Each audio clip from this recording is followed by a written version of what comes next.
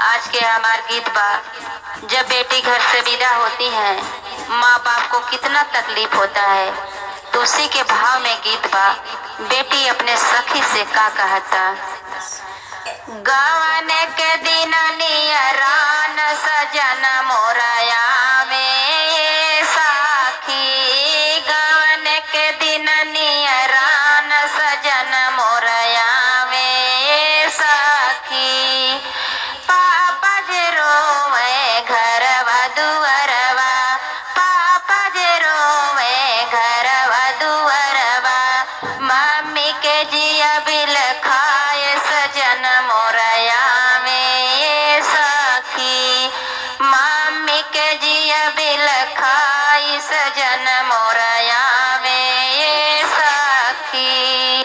गवन के दिन नियरान सजन मोरया में सखी, गवन के दिन नियरान सजन मोरया में सखी। चाचा जे रोवे अलियन गलियन, चाचा जे रोवे अलियन गलियन, चाची के जिया बिल खाए सजन मोरया में सखी। चाची के जिया बिल खाए सजन मोरया में सखी।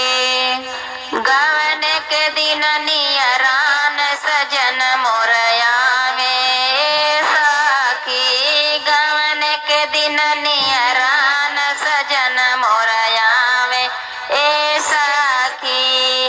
भैया जे रोवे अलियन गलियन, भैया जे रोवे अलियन गलियन, भाभी के जिया बिल खाए सजन मोरया में सखी। भाभी के जिया बिल खाए